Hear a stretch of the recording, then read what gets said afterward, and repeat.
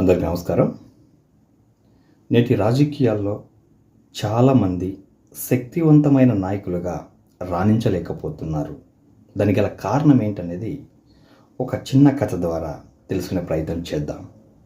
ఒకానొక అడవిలో ఒక మేక ఉంటుంది. అది రోజు ఎన్నో క్రూర జంతువుల నుంచి తాను రక్షించుకొని జీవిస్తూ ఉంటుంది.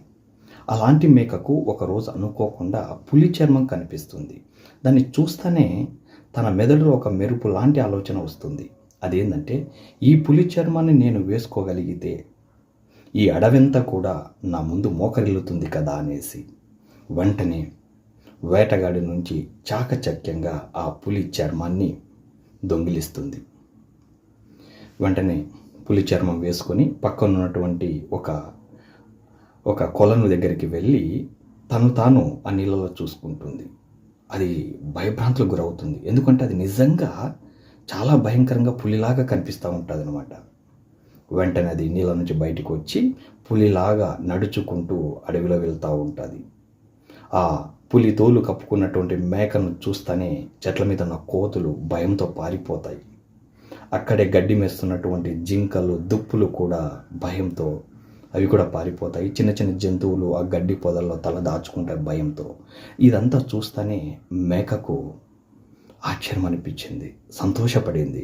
ఎస్, నేను పులిలాగా కనిపిస్తున్నాను కాబట్టి ఈ రోజు నుంచి ఈ అడవికి రాజును నేనే అనేసి అనుకొని వెళ్తూ ఉంటుంది. ఒక చోట దానికి పచ్చటి లేత గడ్డి కనిపిస్తుంది.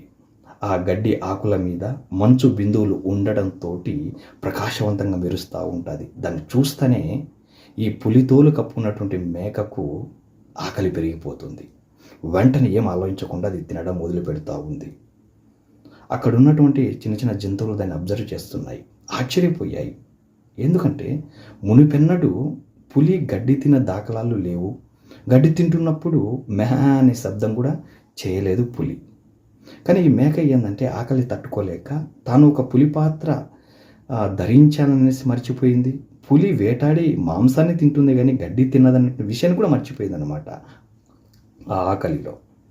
వెంటనే అక్కడ నుండి ఒక తెలివైన నాకు అక్కడికి వచ్చి నవ్వుతుంది. ఏ ఫూల్, నువ్వు పులి తోలు కప్పుకున్నంత మాత్రాన పులివి కావు, నువ్వు ఒకటి మేకవే. నీ ఆకలి, నీ అలవాట్లు, నువ్వు పులి కాదు, నువ్వు ఒక మేక అనేసి బయట పెట్టాయనేసి నవ్వుతుంది. మిగిలిన జంతువులు కూడా నవ్వుల పాల చేస్తాయి దాన్ని అనమాట. ఈ స్టోరీ నుంచి మనం గమనించేది ఏంటంటే, చాలామంది నాయకులు కద్దరి బట్టలు వేసుకొని మీసాలు మెలేసి రాష్ట్ర స్థాయి పదవులు పెట్టుకొని కాళ్ళలో వెళ్తూ ఉంటే అధికారులు, ప్రజలు భయపడుతున్నారు, మమ్మల్ని గౌరవిస్తున్నారు అనేసి భ్రమపడుతుంటారు. కానీ మీ ఆలోచన తీరు, మీ మాట తీరు, మీ అలవాట్లు, మీరు ఒక ప్రభావితవంతమైన లీడర్లు కాదు, కామన్ లీడర్స్ అనేసి ప్రజలు అనుకుంటుంటారు.